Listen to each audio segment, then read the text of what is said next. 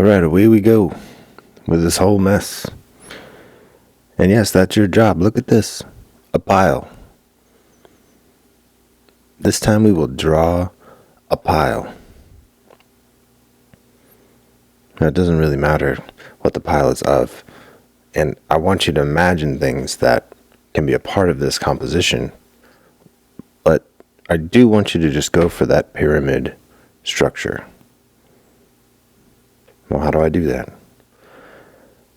Well, I found a bunch of stuff that was just lying around and put it into this box with a couple of sheets of paper. And I just wanted it to kind of make a kind of traditional pile. You could pile up a bowl of fruit. It really could work with stuffed animals or toys or anything. I don't think that matters very much.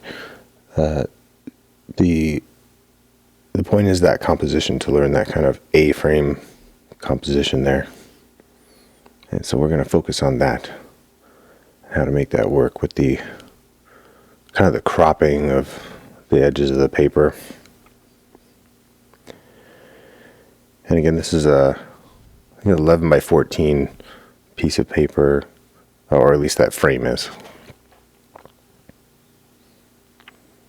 I'm just using a kind of a medium soft pencil.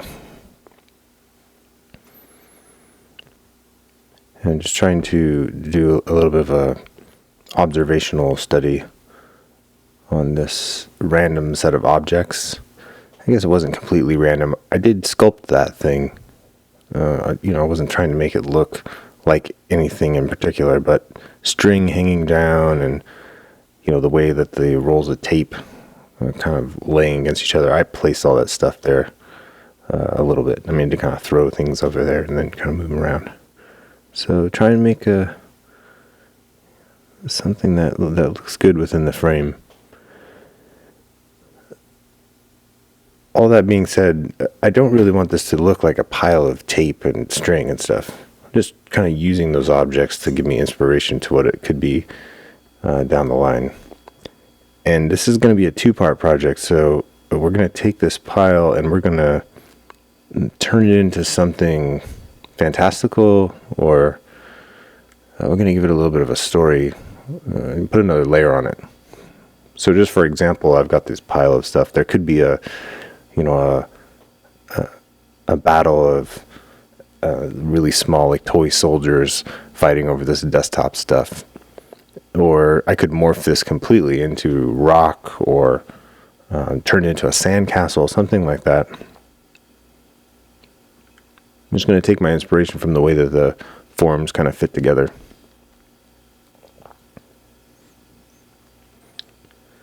This section here is sped up 300%, I believe. So 3 times normal speed. And the whole drawing was about 40 minutes or so. But again, this is just a big sketch. It's kind of something that's halfway or a third of the way done. I think for the demonstration, I'll probably color it and use some pen and just kind of run wild with the second part. But it easily could be done all in pencil.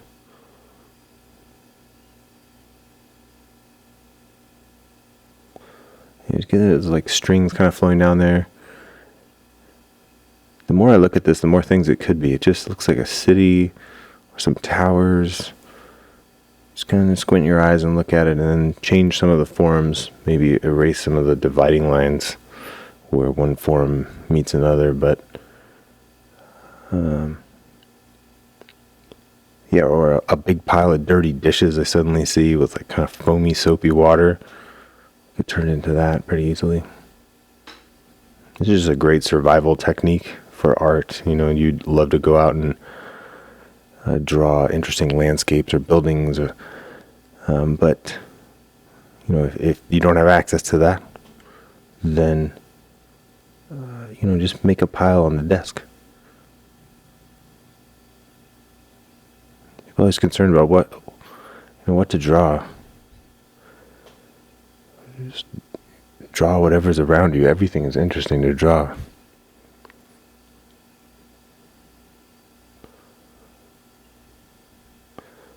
I've always been pretty aware that I come up with better ideas if I have something down on the paper already. I can use references and go from that and then kind of construct it or pre-visualize it. But it's just easier for me to get going if I just make a little bit of a mess or just put some blobs in there and then start to stare at the blobs, and then you go, what does that look like? See, that looks like a 1978 Volkswagen.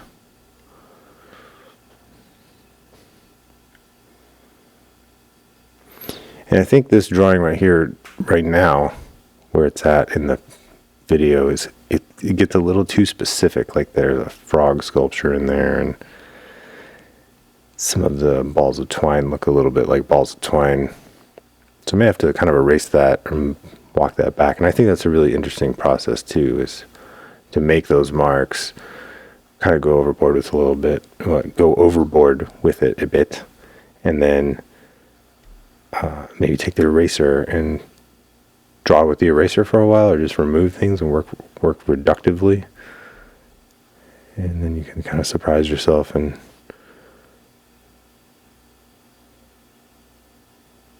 give yourself the freedom to turn it into something else if you can see it.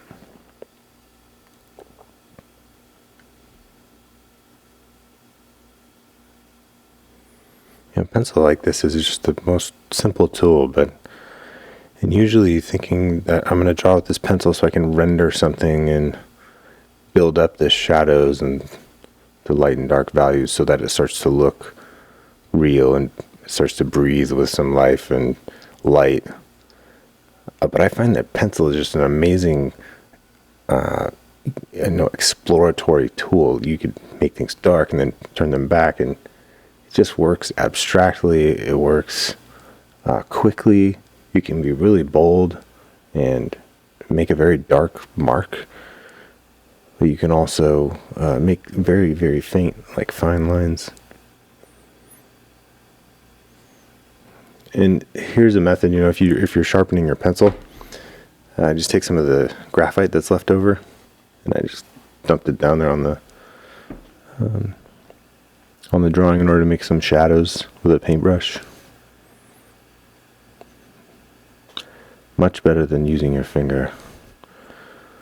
Don't use your finger to smudge all the time, especially over large parts of the drawing, because the oils from your finger will come off and then they kind of stick the graphite in place.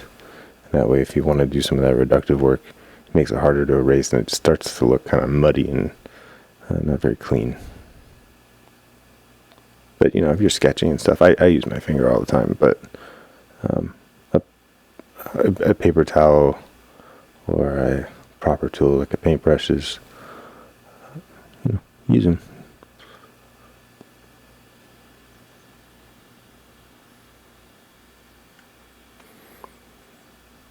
Yeah, it'll be interesting to try and transform this into something else, because it really does look like piles of tape and string and weird knickknacks. Maybe I'll just end up making it look like that. You're taking it in a completely different direction. Just use a pen and a bunch of watercolors.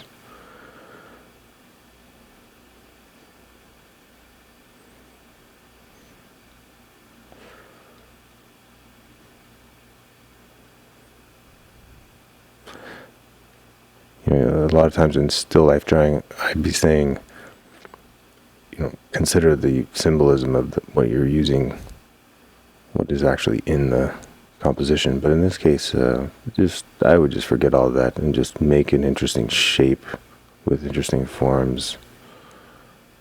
And you can see that kind of pyramid structure where it dips down on both sides of the frame and then comes up to the middle.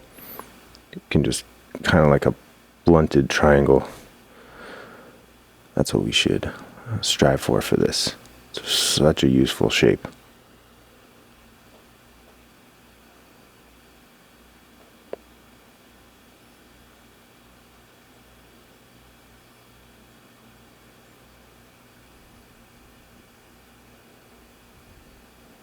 Alright, so there you have a shot of the pile and a shot of the drawing. Yeah, we gotta be honest. I don't know where this is going. I don't know where that second drawing is going, or where the drawing is actually going. But I'm really excited to find out what happens on the second half of this. So stay tuned.